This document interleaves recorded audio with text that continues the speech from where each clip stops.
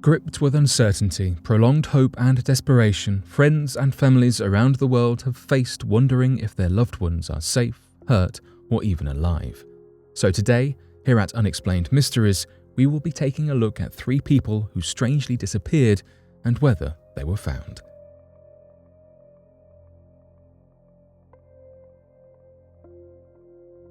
Kaden Lager. At just 25 years old, Kaden Lager was on a good path in life, with a wife and a child on the way. He did not anticipate that his circumstances would soon change so drastically. One weekend, the 25-year-old left his Utah home and went hiking and horse riding through the Selway Bitterroot Wilderness, a protected site known for its mountainous areas on the border between Montana and Idaho. He felt safe and secure riding alongside his group, made up of his brother and some friends. But when Kaden's brother's horse went lame and was struggling to carry on, the group slowed right down. Kaden hiked on ahead in search of help, where he would take a wrong turn that left him lost. For 5 days, Kaden wandered the Selway Bitterroot Wilderness, snacking on berries and bugs to keep himself alive. Despite the horrific situation he was in, his mind was back home, thinking about his wife Arden and his unborn child. Kaden told Fox News, "Pretty early on when I realized I was lost, I came to grasp the possibility of me dying and actually came quite to peace with it."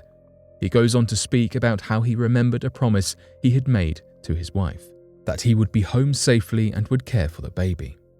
Kaden said, "My mind switched, and it was just survival mode." With his newfound motivation, Kaden sought water from streams, ate grasshoppers and small berries, and kept trying to work his way home.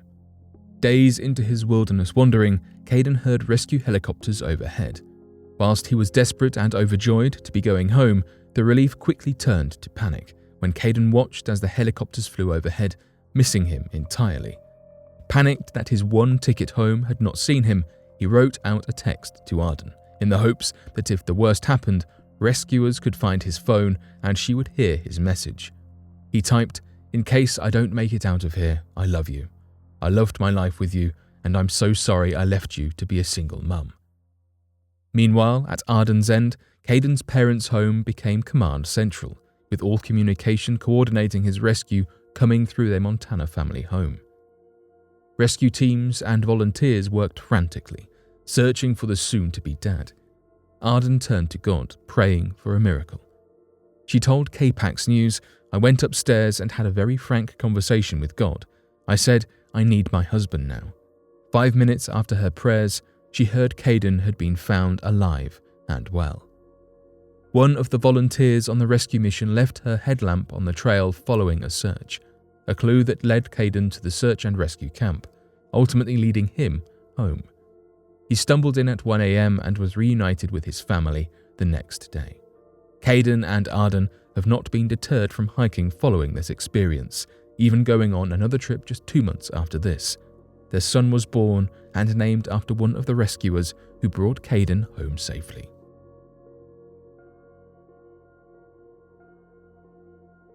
Craig Freyr. In 2004, a high school student from New York went missing at just 17 years old. The young lad had been visiting a friend where he was consoled about a recent breakup. Whilst he had clearly been upset about him and his girlfriend, he reportedly did not give any indication that he may run away, nor did he say anything to suggest he would cause himself harm. This seemed a run-of-the-mill teenage breakup, at least until leaving his friend's house and walking into the woods. He never arrived back home. Adding to the distress in the boy's life, the day of his disappearance, his parents found out he lost his part-time job at the Price Chopper supermarket weeks prior. Craig had been pretending to show up and complete his shifts so that his parents would not find out he had been let off. His wallet and $40 in cash were found in his bedroom, just one of the reasons authorities do not believe Craig ran away or left of his own will. He had not applied for a job in the US, opened a bank account, or paid taxes since he was last seen, evident through the lack of activity surrounding his social security number. Craig lost his driver's license before his disappearance and did not get another before he went missing. Craig did not have a criminal record, any known behavioral issues or enemies. He was in fact a popular, bright student when in high school and had plans to study elementary education at college. However, before he went missing, some friends and family described him as acting secretive. Furthermore, Craig had run away once before, though only for a night, as an early teenager. 16 years on, and there continues to be a Facebook group searching for him, with friends and family actively looking for him. To this day, Craig Freyr's case remains open, unsolved, and with no new leads. Brandon Lawson. In 2013, father of 4 Brandon Lawson went missing. His case captured the attention of the public and online speculation grew. For years, Brandon had been a dedicated family man with his 4 children and fiancée Ladessa. The 26-year-old was an oilfield worker, often working up to 95 hours a week. Despite the family-orientated attitude, he did have a criminal past. Brandon had a run-in with the law and a bench warrant due to his substance use. He spent time behind bars but had been using again in the run-up to his disappearance. Home from a long shift on August 9, 2013, Brandon and his fiancée had a row. Ladessa was angry at him not returning home and with his substance abuse, whilst Brandon is described as having been in panic mode. He quickly left, claiming he was driving to his father's 3.5 hours away. Ladessa, concerned about his state of mind and unsure if he was high at the time, called and asked him to instead walk to his brother's, believing him to be unfit behind the wheel. We do not know if Brandon intended to follow his fiancée's advice or not. He did switch his route from Highway 277 to Highway 67, though he could have decided back roads would keep him out of the way of the police.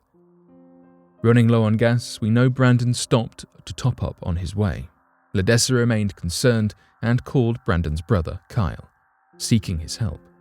Kyle and his girlfriend arrived at Brandon and Ladessa's home at approximately 12:10 a.m. Not long after Brandon had been on the road, he too tried to reach Kyle, telling him he needed gas brought to him, as he had gotten stuck on Highway 277. With broken service and speech slurred presumably due to substance abuse, it was tricky to make out Brandon's message, though Kyle thinks Brandon told him he was 10 minutes up the road to hurry up and said that he was being chased out of town. Kyle's first impressions were that stimulants had resulted in paranoid hallucinations, though Brandon insisted he was not. Ladessa left a gas can by the front of the house for Kyle to take, then went to bed with her phone left charging elsewhere. She awoke to multiple unanswered calls from both men. When Kyle and his girlfriend found Brandon's truck, he was nowhere to be seen, and a police car was seen accompanying it. The police car followed a call made from an onlooker concerned about the truck being a hazard to other vehicles, though this is not the only 911 call that had been made that evening. Brandon himself called 911, requesting police in a manic and slurred call.